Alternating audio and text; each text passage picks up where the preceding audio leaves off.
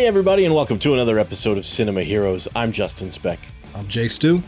And today we're talking about Batman Hush, released in 2019, directed by Justin Copeland, and written by Ernie Altbacker from the graphic novel by Jeph Loeb and Jim Lee, and starring Jason O'Mara, Jennifer Morrison, Jeffrey Arend, James Garrett, Adam Gifford, Peyton List, another Peyton List, Sean Mayer, Jerry O'Connell, Rebecca Romaine, Jason Spizak, Maury Sterling, Tara Strong, Vanessa Williams as Amanda Waller, and of course, Rainn Wilson as Lex Luthor. And Damian, played by Stuart Allen, makes a little appearance in this movie as well. This is continuing the New 52 animated universe movies. However, this graphic novel was written and released long before the New 52 came around. So they had to kind of make some changes between the source material and the movie to fit the continuity of the universe that they had established. For example, Damian was not in the comics yet when the comics came out, and so that's part of the reason why I assume he's not really in this movie. He makes a brief cameo appearance on like a video phone call to Bruce, and that's about it. Yeah. I was buying comics back when this comic came out, and I actually have all the issues for this. Which I think is kind of cool. I have, all the separate 12 issues or whatever, how many issues it is. I don't know if it's that many, but I had not read it in a really long time. But when this movie was announced, I was super excited for it and liked it for the most part, but was a little disappointed by a change they made at the end. How did you feel when you saw it for the first time? Had you read the comic? I had read the comic, and when I saw it for the first time, I remember everybody saying how they disliked it because of the changes and the big change in the end. It didn't bother me quite as much as it bothered other people, and it still doesn't bother me. This is one of the most popular Batman stories, and you mentioned that it came out long before the New 52. It wasn't that long. I think it was only like 8 years. And I've said before that Batman Hush is one of my favorite stories from favorite Batman stories. That is no longer the case because I did a refresher before I watched this movie, and this, although it is a fun story, like with like the individual scenes or set pieces, I guess it's a comic book, it's not a movie, so you wouldn't call them set pieces, but right. The individual plot points on their own and all the confrontations and conflict on their own are cool, but as a story it doesn't quite work and it feels all over the place. Mm-hmm. And that being said, I have a piping hot take that I mentioned to you yesterday. I think this is slightly better than the source material. Oh, wow. And the reason that is because they in the movie, what they do with Batman and Catwoman, they are the heart of the story, and they started out as the heart of the story in the comic book. They utilize it much more in this movie, and that kind of carries it carries this story. And the change that they made in the end, obviously, we're gonna spoil it, so spoiler alert. In the comic, right? I was actually gonna say, we always spoiled the movie, but I think for this we're also going to spoil the comic. So if you are interested in reading Batman Hush the comic, you may want to read that first before you listen to this, right? Because it's hard to talk about this movie without talking about the big change that they made, right, which will spoil the comic. So, correct. So, in the comic, it is revealed after they go over the river through the woods, and like there's a lot of misdirection, right? Yes, in the comic. Yeah, there is. So it is revealed, or at least assumed, that Tommy Elliott is the real Hush, and Riddler is pulling the strings, and the two of them teamed up because they had a common enemy in Batman. Right. And Tommy Elliott, him and Bruce Wayne grew up together. Tommy hated his parents, tried to kill his parents.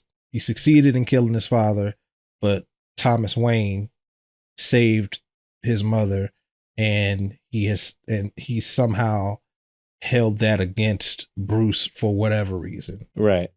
And I think it makes more sense in the movie than it does in the comic book, because you mentioned before we started recording how his motive was weak. And I think the writers of this movie knew that and made it so Riddler is not only the one pulling the strings, but he is actually Hush. Now, with that, I think that Riddler's motivation is a little weak, but it makes more sense for him to be Hush than Tommy Elliott to be Hush with his weak motivation. I think both versions have a weak motivation, but the movie is the lesser of the two evils. Right. Well, I'll tell you what, when I first saw the movie, I'd said it had been a long time since I read the comics, and I didn't remember that Riddler was the one pulling all the strings. All I remembered from it was I remembered Superman being controlled by Poison Ivy, and I knew Hush was Tommy Elliott. That's all I really remembered. And so the first time I watched the movie and it's revealed that Riddler is Hush, I thought, why did they do that? And I really didn't like the change, and it kind of ruined the movie for me. And it wasn't until, so I did try to reread the comic before we recorded, and I was able to read about a little more than half of it, and then I kind of had to skim the last half because we were running out of time. And that's when I realized that, it is revealed that Tommy Elliott is Hush. And you're right. He's jealous of, in a weird way, he's jealous of Bruce being an orphan because Bruce inherited all the money. And so he wanted that for himself. And he essentially pulled the strings so that his parents would get into a car accident. But Thomas Wayne, being an excellent surgeon, was able to save his mother. And so he didn't become an orphan like Bruce did and held it against Bruce for it, I guess. It is a little weak. And then I found out that Riddler was behind it all. All the stuff about Riddler going into the Lazarus pit and gaining kind of clarity and realizing who Batman was. All of that is in the comic, and I just did not remember it. And so knowing that now, I actually understand why they made the change, because especially with the limited amount of time they have on screen, a lot of the Tommy Elliott stuff in the comic is a lot of it's like flashbacks. We get a lot of the backstory through flashbacks, and we don't obviously get any of that in this movie. And part of the reason is because he's not the main bad guy, but they would have had to do that in order for it to have any sort of impact when it's revealed that it's Tommy Elliott at the end. Also, I also kind of feel like maybe they did it because introducing a new character and then introducing this mysterious bad guy, you're kind of like, well, obviously it's him. Well, duh. It's and so by changing it to Riddler, it made it a little bit less obvious. And the comics knew that too, which is why they have that scene where it looks like Joker kills Thomas Elliott, which we find out later was actually just Two-Face. Or not Two-Face, Clayface. Two-Face is also in the comic, who also is posing as Hush. It is a little convoluted, like you said. It's for the most part, I think the movie actually does a pretty good job adapting the comic. The major beats are there. There's a little bit of stuff they cut out in the second half, like with Talia al Ghul. There's this whole thing, and Ra's al Ghul. Once he realizes that the Lazarus pit has been used, he goes to Ra's al Ghul and all that. The movie cuts all that out, and I don't really think it's I don't miss it. You know what I mean? Right. Yeah. I don't think it's all that necessary. For the most part, the movie is a pretty faithful adaptation. They have to change some characters because of, like I said, the universe's continuity. Like, for example, in the beginning of the movie, when Batman gets his line cut and he falls, Batgirl kind of comes to his rescue. Well, in the comic, she's already Oracle. Yeah, and it's Huntress that comes. stuff like that doesn't bother me because, again, it's a different continuity. Lex Luthor is the president already in the comics. And so when he finds out about like where Poison Ivy's shipment is going, it's Talia al Ghul who's like running LexCorp, which is also kind of weird. So again, it just kind of makes sense that they make those little bit of changes like that. My big complaint with the movie, watching it this time around, I watched it twice, actually.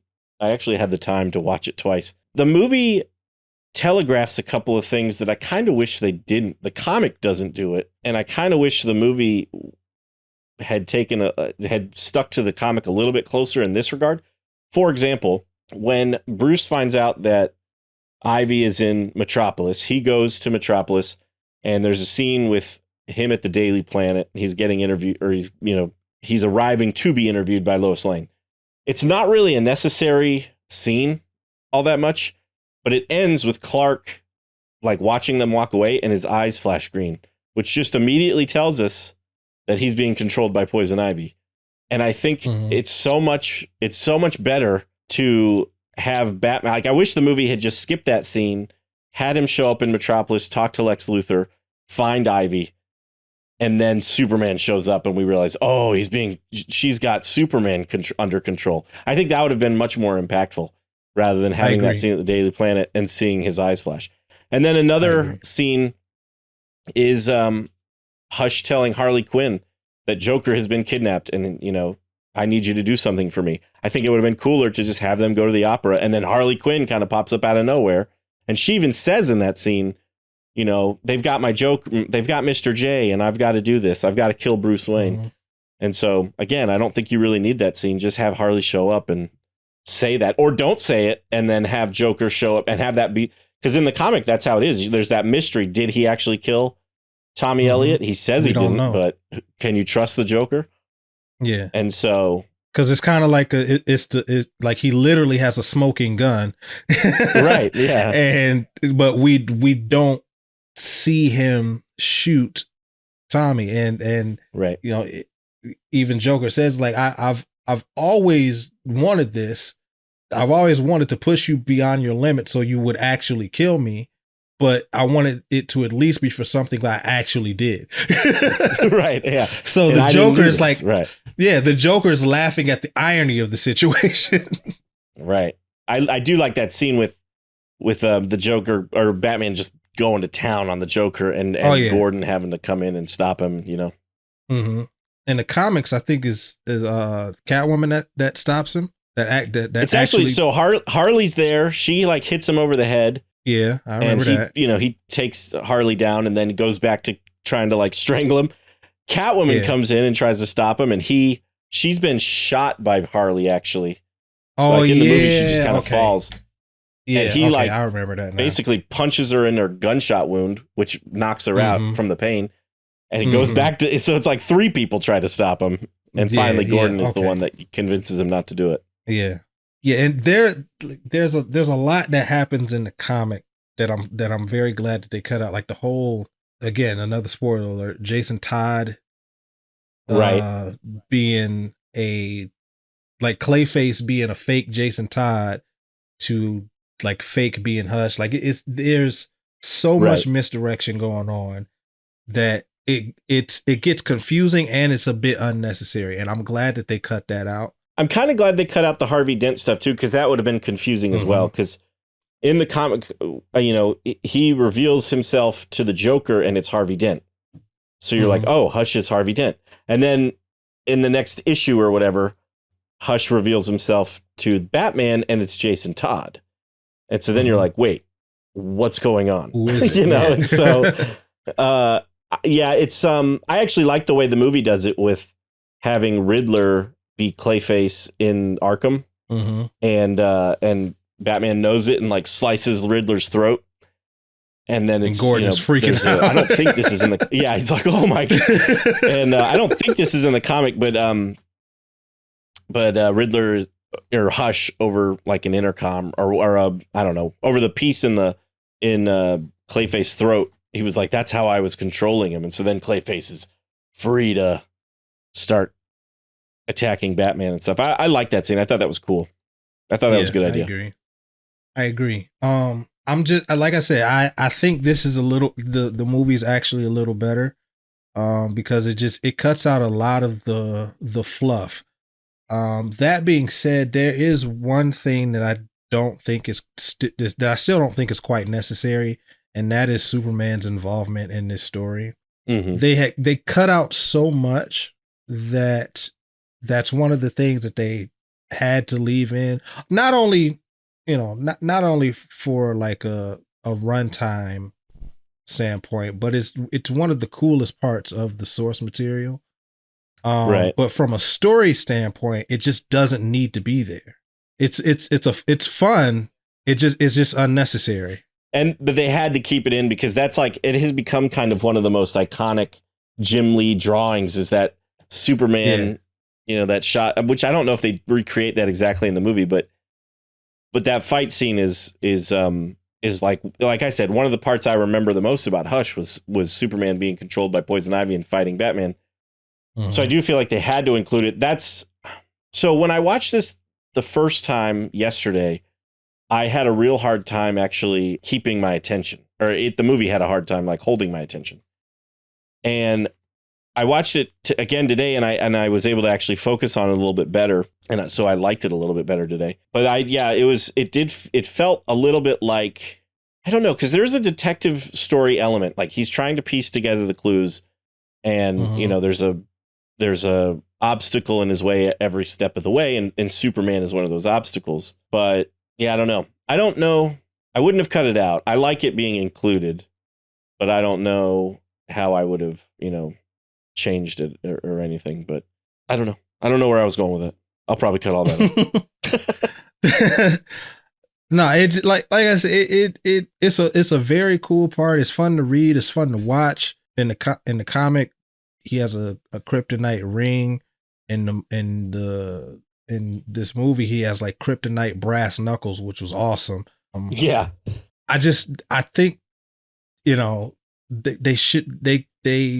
it needed to be connected to the main plot a lot more than it was. I don't understand if Riddler is pulling the strings, if he orchestrated that, what was the point? What did that do to help Riddler? Right. And like Poison Ivy even basically commands Superman to kill them, which is not what Riddler would have wanted. Right. So that would have ruined everything. Right. If Superman had actually managed to be completely controlled and not still kind of, because he's fighting her and like mentally, I guess, and he's like, I won't kill or whatever. If he had actually managed to kill Batman and Catwoman, Riddler would have been like, what? Like, great. Mm-hmm. My plans have been ruined. So yeah, you're right. Now that you mention it, it's really just to have a cool fight scene between Superman and Batman, but it is somewhat pointless. And you'd think Superman would want to help a little bit more, but it's like, because once he does help capture Ivy, but then after that, he's like, all right, Batman, see ya. We never see Superman again for the rest of the movie. And I get it. It's a Batman story, but you'd think he'd want to help Bruce figure this whole thing out, figure out who was controlling Ivy. Because she says in that scene that it's Hush that made her do these things. But why though? Like that's what right. I'm trying to figure out. Like I understand that he made her do that, but why? What purpose would that have served him? That's a good question. So like everybody else that is involved, I get. Right. Bane, Scarecrow, like I get all of that. But the poison ivy, specifically the Superman aspect, why? Yeah. I mean, even Bane. So in the beginning of the movie, Bane kidnaps a kid which is actually Killer Croc in the comic. Right, which is Killer Croc in the comics. I'm not really sure why they made that change. I don't know why they had it be Bane rather than Killer Croc. Unless maybe just Bane is easier to animate or something. I don't know. But I would have preferred Killer Croc in the movie. I would have too. I don't think Bane would do that. As smart as he is, which I think maybe that's why they chose Bane, to make it be like, okay, what this is because that's part of the comic. You know, they're like, this is not how these people are acting. Like Batman recognizes that everyone that he's come across is doing something that they wouldn't normally out do. of the ordinary. Yeah. Right. And so maybe that's why they went with Bane, because that's not something Bane would do. And also I liked how they made in the movie, they made Bane kind of like dumber during the whole fight scene. He's like, I want my money. And they're like, this isn't like Bane. Right. And so Batman in the beginning attributes it to the new venom toxin that he's using. You know, it must be dumbing him down basically, but it's actually Ivy being, controlling him. But anyway, Bane kidnaps a kid for ransom, which gets Batman there. Catwoman then steals the money, and Batman follows Catwoman, and Hush knows this is all going to happen. And he cuts Batman's line, shoots it in the movie actually, and Batman falls and could have died right then. Comes close to dying, in fact. Has to be saved by Tommy Elliott. They have to fake like a car crash so that Bruce Wayne can be taken to the hospital and Tommy Elliott can save his life. Now, in the comic, I can kind of understand that because Hush is Tommy Elliott. In the movie, if Bruce Wayne or Batman had died right then, again, Riddler's plans would have been kind of foiled. Would have been for naught. So I don't really, I guess when we really kind of start to break it down, some of the plan doesn't quite make sense. But I don't know. I don't know if we're nitpicking or if it's actual kind of plot hole type story structure problems. No, I don't think that it's nitpicking. I like, now that we're talking about it, I think that a lot of the problems that I have with Riddler in this story are some of the same problems that I have with Baron Zemo in Civil War. He relied on too many coincidences in order for his plan to go off. You know what I'm saying? So I think it's a little more egregious in here than it is in Civil War, because he could not, like you said, Riddler could not guarantee that Batman wouldn't have died from that fall. He could not guarantee that Superman under Ivy's control would not have killed Batman. There was no way that he could guarantee that. He was just going off chance. And as smart as the Riddler is, I don't think Riddler would go off chance. He would go off certainty. I agree. Because when you think about it, whenever Batman and Riddler encounter each other, Riddler usually has the leg up, but Batman cheats. Like that's the bottom line. Batman cheats. Like Batman is very smart, but at the end of the day, he cheats the system. He finds some loophole in order to cheat the system. In this particular story, like I said, there's no way that he would have known that Superman was not going to kill Batman, other than I guess he was relying on Batman having some kind of contingency, which Batman always does, which I can see that. Yeah. But again, like, what if Superman had killed Batman, or not even killed, just severely injured him to like maybe like a catatonic state, or he would have been unconscious for weeks, months, whatever, in a coma, whatever. Like, there's no way that he could have guaranteed that stuff wasn't going to happen. Right. Even if he's supposed to be even smarter than he normally is because he went into the Lazarus pit. And so even if you argue that like he knew what kind of Bruce knew, which is that Superman would be able to resist poison ivy and maybe even snap out of it with because of Lois or something. I don't know. Well, I don't know if Riddler would even know about Lois unless he's pieced together that Clark is Superman, but you can't be 100% certain that Superman would not kill these people. Right. Because it's Superman. It's Superman. You know what I'm saying? Like, right. It ain't just. It's not some random superpowered being. It is the superpowered being. It's Superman. Right. Right. So you're right. There's some flaws in it's. I think you're right. I think it relies too heavily on coincidence and stuff. It's cool when you're first watching it, but when you start to analyze it, it falls apart a little bit. Yeah. Yeah.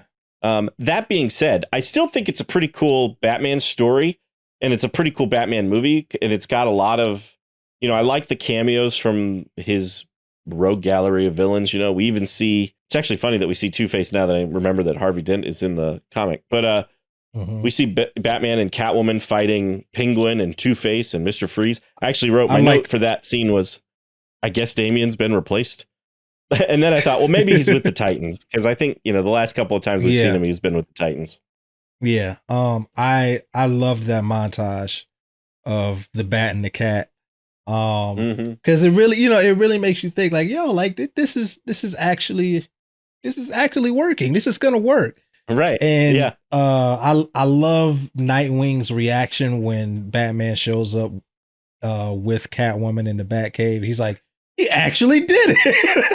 Right. Alfred, he actually did it. I like that scene too, because it also just goes to show how much Batman / Bruce, chooses to reveal to people, because he says something about Damian and Selina's like, who's Damian? Who's and he's Damian? like, that's his son. And Nightwing almost is like, I maybe shouldn't have said that. Like, you did not tell her about him. Oh man. It's pretty good. Batman and Catwoman's relationship is the best thing about this movie, hands down. I love the way that they handle it. And I agree. And I think that I think I actually like something that the movie does that the comic doesn't do, at least from what I read, didn't do. I said I had to skim the second half, so it's I don't think that this is in the comic, but in the movie, Bruce and Selina are kind of a thing, and Batman and Catwoman are kind of a thing, and Selina doesn't know that Bruce is Batman, so it's like a love triangle, but with only two people. And I thought that was actually kind of cool. And she even calls him at one point and like kind of confesses that she calls Bruce and kind of confesses that there's another man that she's been seeing, trying to basically kind of, right. Yeah. Talking about Batman, and he knows it. And he's like, well, all right. And so I like all that. And I like how he, reveals to her that he's Bruce. He like lets her in. He's finally kind of opening up to somebody and letting somebody get close. And I like too that it's, and this was in the comic, that Nightwing is the one that tells him he's got to do that. He's like, you can't hide things. If you want this to work, you got to tell her everything. You got to be completely honest. And speaking of Nightwing, I like that, that he's in the comic for that scene, but he's not in the beginning of the comic. So I like that they kind of include him from the beginning and make him a part of the story in the movie. Yeah, I agree. I want to go back to something that you mentioned about the phone call. That was a very important part for Selina's character development. They really put a lot of thought into Catwoman's character in this movie, because that was a turning point for her. She's a cat burglar. She's known for deception. She lies all the time. And for her she wasn't completely honest, but she was like 90% honest. Like, obviously she couldn't tell him like, yo, I've been banging Batman or whatever. Right. Like, you can't, I don't blame her for withholding that information. Right. But she was, she also doesn't know, she doesn't know that Bruce knows that she's Catwoman, so she's also kind of got a secret identity kind of thing going on as well. Right.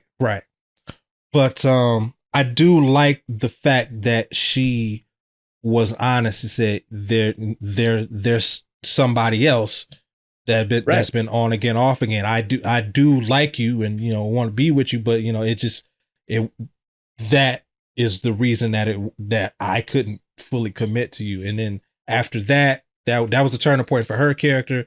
And then the turning point for Batman was the conversation with Nightwing in the Batmobile. And I love how he, confesses that to her. And like I said, you have hope for them, because I have always thought, in my head, the only person Batman can be with is Catwoman, because she is the only person who could accept all of him thus far. We do get to the end of the movie where they have the final confrontation with Riddler, and Riddler is literally hanging in the balance, and Batman tries to save him. Yeah, tries to save Riddler, and Catwoman is like, forget this, and cuts the line, and we got to get out here. This place is about to blow up. I love that moment. Like, from a writing standpoint, that was probably the best part in the movie, because in that conversation that they have after they get out of the building, she says, "I've changed for you," and she has. She's a very different Catwoman than we've seen in any other iteration. She was like, I'm good now. Like, I'm fighting with you on your side. I'm trying to live a more honest lifestyle. Like, there's even a point in the movie where she goes back to her apartment, right? Yeah, and she's like, I'm not stealing anything. But I firmly believe, with the exception of that money, because it was a lot of money, I would have stole it too. With the exception of that money, I firmly believe that she really turned a new leaf, and I only think that she stole that money just to live a better life. You know what I'm saying? It wasn't just, what's the word I'm looking for? Well, I thought she stole the money in the beginning because she was under Poison Ivy's control. I thought it wasn't really her that was stealing the money. It was it was, but I'm just saying, like, if it wasn't for that, I would have believed that she would have stolen that money to better her life. That's what I'm saying. Right, I got you. Yeah. I agree with that too. My note at the end was, it's usually in a situation like this, it's the person who committed the crime or committed the murder, I guess you could say, who is the one that's like, what? I didn't do anything wrong, And it's the person who has like the strong moral code who is like, this isn't going to work between us, you blah, blah, blah. But in this movie, he's like, it's the opposite. Batman's like, Riddler didn't have to die. And she's like, are you nuts? And he's like, if someone can be saved, I have to try. And she's like, this isn't going to work between us. It's not. And I was like, it's kind of funny that, she's the more upset party about it, about him wanting to have saved Riddler. And she's the one that kind of breaks it off. And it makes sense because they're both right. Right. Batman has a moral obligation to himself to at least try. He can't, he knows that he can't physically save everybody. But if there's an ounce of any type of chance for him to save someone's life, whether it is hero, villain, victim, perpetrator, whatever, he has to act on that. And Catwoman is like, it's not worth risking your own life to save someone who has tried to kill people who are close to you. Right. And she's not wrong about that. When it comes, you know what I'm saying? Like, yes, you should try, but when it comes to, it was literally a life or death situation. And she's like, this is a life or death situation. You got to get out, period. Right. We don't have time for this, basically. Yeah. Right. And Batman would have died if Catwoman was not there. Right. So I just, again, that's the best part of this movie is their relationship, and I love the way they handle it. It was so perfectly written. But it did. Yeah, I was gonna say that's did end. Good writing.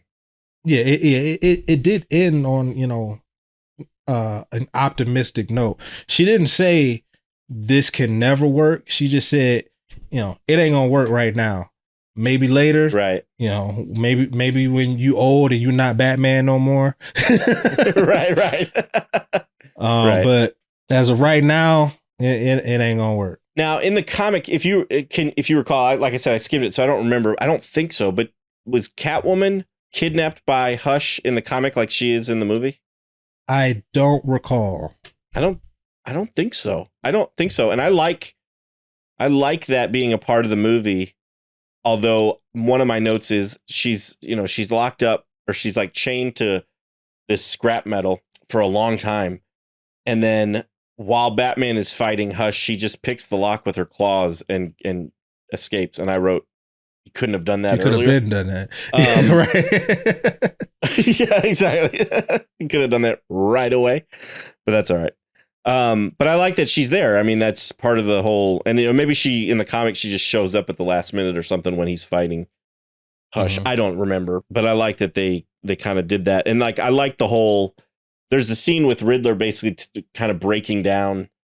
He's like, by now he would have realized that I had a 10-mile radius to control Clayface. He would have examined the device and realized I had a 10-mile radius, and he would have realized that the anagram for Arthur Wynn was wherever he's being, he's like, he basically had it down almost to the second when Batman was going to arrive. I really like that. I thought that was pretty cool. Just a couple of character design questions. How did you feel about the Riddler with his like scar question mark? I mean, I don't dislike it. I mean, I like it from a nerdy aesthetic aspect, but right. It's a little on the nose. It's a little on the nose. When I first saw it, I did not like it at all. Now that I've seen the movie a couple times, I've grown to be okay with it, but it's not my favorite. I thought it was interesting. He's got a brain tumor. That's the whole reason he goes to Tommy Elliott, and Tommy Elliott was not successful in getting the brain tumor out or whatever, which is why he ends up going to the Lazarus pit. But it was the scar on his head. And I don't think it was exactly in the shape of a question mark. So I don't know what he did to kind of make the scar be that way. But yeah, the first time I saw it, I was like, oh, geez. It kind of reminded me of Bullseye from the Ben Affleck Daredevil movie. Yeah, a little bit. How do you feel about Bane's design? Like, there's something about Bane that I don't like in this movie. The mask. I like the mask. I like it. Do you? I like the fact that ever since The Dark Knight Rises has come out, there has been like a redesign of Bane, and to kind of marry the two images of the luchador and the gas mask kind of look. Right. I love that. I love the fact that the comic book writers and artists, realize like, yo, that is a dope design. Like it's not exactly comic book accurate. It's not exactly comic book accurate, but it's so cool. And then they incorporated some of that aspect, that aesthetic into their own design. So I really like the mask. Yeah. All right, cool. Yeah. It's not awful, but there's something about it I just don't really care for. I do like that they do kind of marry the two, like you said, and he's kind of got a voice, like he's speaking through audio effects on the voice, kind of make it sound like he's speaking through a device almost, similar to how Tom Hardy sounded in Dark Knight Rises, except without the accent, I tell you, one character design I really liked was Scarecrow. I thought Scarecrow looked really cool when Nightwing and Catwoman are fighting him in the cemetery. I thought he was pretty awesome. Yeah, I thought he was cool too. That was one thing that in the comic, they do go to the cemetery, and it's Batman, I think, actually, that goes to the cemetery and fights Riddler. And that's when the whole Jason Todd thing is revealed. Yeah. So in the movie, it's revealed that Thomas Elliott's grave had been robbed. But in the movie, there's nowhere to go with that because Tommy Elliott is not Hush. And so all they do is drop Tommy Elliott's body down. As soon as Batman arrives, Tommy Elliott's body falls from the ceiling, like chained up in front of Batman. And it's just enough to kind of give Batman pause for a moment. But that's it. And so that's one thing where I thought the movie didn't quite Something about that didn't quite work for me. I think they did that not for Batman, but for the viewer to have people. So that you would know it wasn't Tommy Elliott was not Hush. Yeah. Because again, these movies are not made for casual superhero fans. They're for comic book nerds like us. They kind of almost expect you to have read the source material. Yeah, that's probably true. No, I had said that, this used to be one of my favorite Batman stories. And while it is a great story, I mentioned that I had to do a little bit of a refresher before I went in and watched this movie, and I realized that everything I loved about Hush happened in subsequent stories. Oh, really? Yeah. So there are two stories that happen like right after this. Because when I was refreshing, I realized, I was like, where are these characters? Like, there's a character, Prometheus, that he teamed up with Hush, and I thought it was in this story, but it was in a subsequent story. And I think Hush is way more fleshed out in those two stories than he is in this story. I gotcha. That's interesting. I have not read. I don't know much about Prometheus, so I don't know about the stuff that kind of took place afterwards. I still really like this Batman story. The comic is more convoluted than I remembered, but comics can kind of be that way. I still like it. I just, not saying the it should be that flaws way, are but just I'm more apparent now. Yeah. I don't have much else. The music was by Frederick Wideman, I believe, who is amazing. I wish they would just release every Frederick Wideman score, but for whatever reason they don't release, like, I don't know. Maybe it's just the Justice League ones that they tend to release or something. But this one and the Death Superman they didn't release, and I just don't understand it. Whatever. Let's go into ratings, shall we? I'll go first. I think you went first last time. This one's tough now because I'm conflicted. So, like I said, when I watched it the first time, I'd forgotten about the Riddler stuff, and so I really didn't like the ending. Watching it again this time, I liked it. Okay, I liked it more. And then when I realized in the comic that Riddler is behind the one pulling all the strings, I was like, okay, that change actually kind of makes sense. So then I was like, all right, this movie's actually pretty darn good. But then we started breaking down some of the flaws in Riddler's plan and stuff, and I was like, well, all right. But I still think it's actually a pretty good Batman movie, and I like a lot of the voice acting. We didn't talk about that, but Jason O'Mara again is pretty awesome as Batman. Jennifer Morrison as Catwoman, I thought did a really good job. There's 2 Peyton lists in this movie, which I didn't think was allowed with the Screen Actors Guild, but I guess it is. There's a younger woman named Peyton List who was like a Disney Channel star. She plays Batgirl, so she's not in the movie for very long. But then the other Peyton List, who played Lucy Lane on Smallville, is the voice of Poison Ivy. So, but I think everybody does a pretty good job, including Jeffrey Arend as Riddler. I thought he did a pretty good job. So anyway, my rating for this, I think I'm going to go 3.5 bandage masks out of 5. Okay. This is tough. This is one of the harder ratings that I've had to do. As an adaptation, it's good. It does its job adapting the source material. Yeah. But the problem is that the source material, while very cool, is not cohesive. That is a big flaw in the story itself. Like the story is just inherently convoluted, and the movie tries to rectify all of that convolution, but I don't think that it did it quite enough. And I think they did what they did all that they could do as far as trying to rectify that, because had they made any more changes, fans would have lost it. I mean, they kind of did, but I think I think it would have been much worse had they made any more changes. But again, I'm in the minority. I think this is slightly better than the source material as far as the story is concerned, but this is tough. I'm going back and forth between 3 and 3.5. And since we don't do 3.25,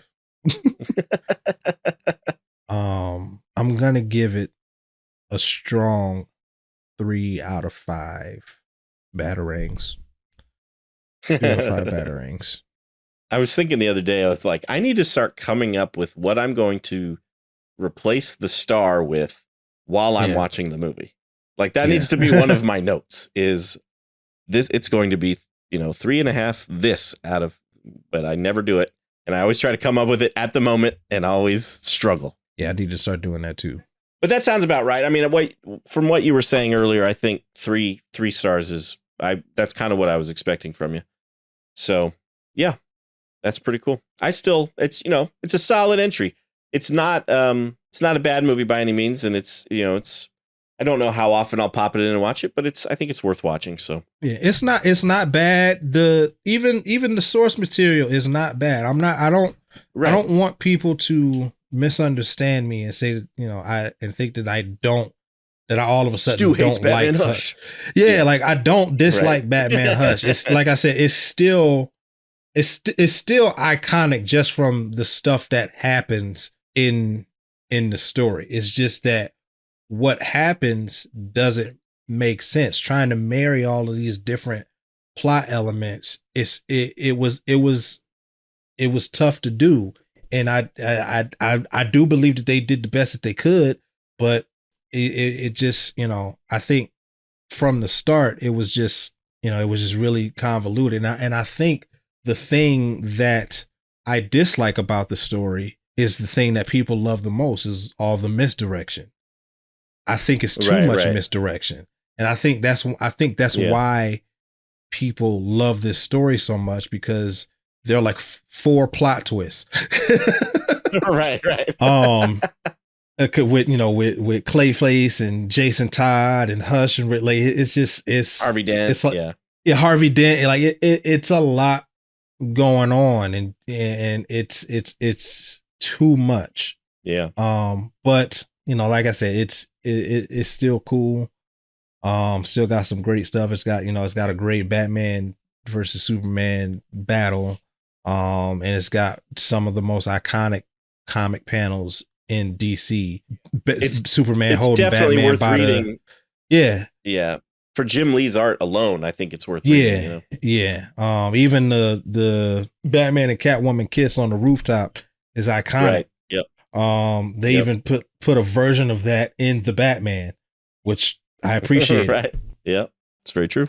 Well, we'd love to know what you think about Batman Hush. You can always let us know at cinemaheroes.com. You can also comment on our Instagram posts at cinemaheroes is our handle. If you're watching this on YouTube, give the video a thumbs up. Subscribe to the channel if you haven't already. And leave a comment down below what you think about the movie. I think that about wraps it up for this episode, though. I'm Justin Speck. I'm Jay Stu. As always, thanks for listening. Thanks for subscribing.